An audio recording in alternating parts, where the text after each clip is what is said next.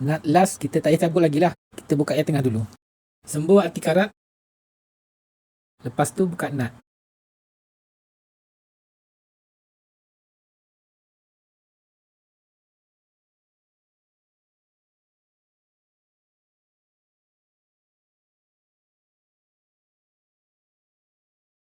Satu tangan kena tahan wiper lini dari jatuh dan buka nut yang last. Yang sini pun kena pegang. Buka nut last dan turunkan wiper lini perlahan-lahan. Lepas tu buka soket motor wiper.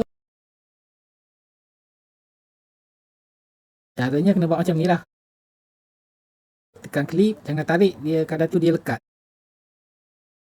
Tekan sambil goyang-goyang tarik ke belakang.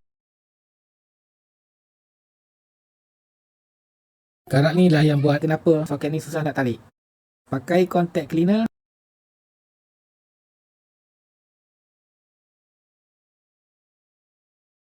Jangan spray dekat kontak. Kita kena test dulu dekat tempat lain. Kalau dia tak ada kesan ataupun mengelupas, baru kita boleh sembur dekat pin kontak ni. Cara bersihkan pin kontak ni jangan buat macam ni lah. Rugi contact cleaner. Kita kena kikis dulu. Kalau ada berus lagi elok lah.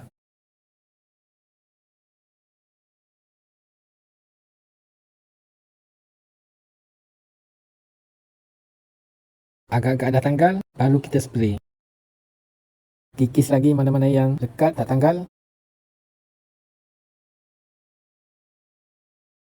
Dan kita spray.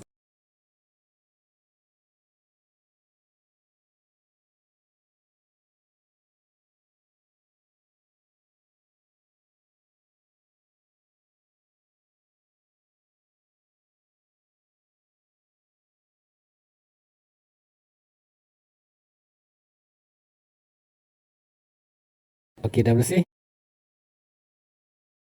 Nak senang kerja, kita pakai soket ni lah.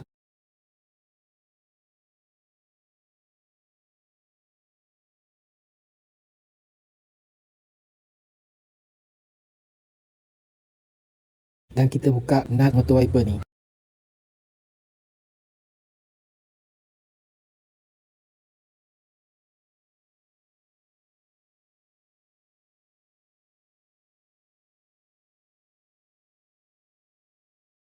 Bila dah rasa ringan, kita ambil fleksibel ni je dan kita pulas dengan tangan lah.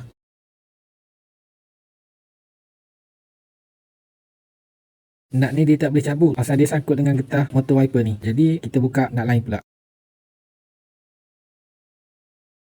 Masa buka nut, kalau rasa berat, kena goyang-goyang sikit motor wiper ni. Kadang tu nut terkepit sebab tu dia rasa berat.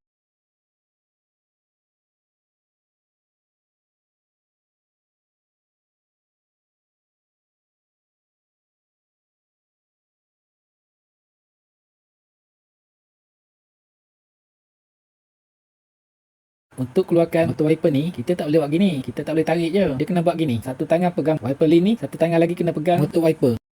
Wiper lin ni kena tolak sambil satu tangan lagi tarik motor wiper. Ambil spray anti karat. Dah sembur dekat nut motor wiper ni. Kadang tu dia ketat. Jadi kita kena sembur dulu anti rust ni supaya senang nak buka. Kita tak boleh nak buka nut kalau kita buat gini.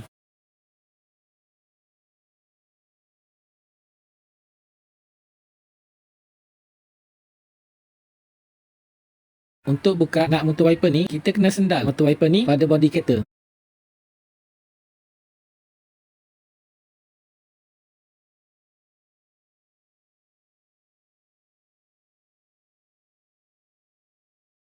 Macam gini. Sendal kaki motor wiper ni dan tahan.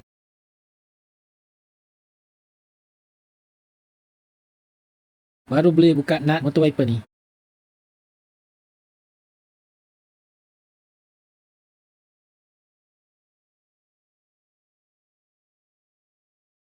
Keluarkan nut dan tanggalkan motor wiper ni. Untuk keluarkan wiper lin ni, kita tak boleh tolak melalui lubang motor wiper ni. Kita kena masukkan dulu ball joint dalam lubang motor wiper. Lepas tu tangan kiri kena tolak wiper lin ni ke kanan. Baru dapat keluarkan wiper lin ni.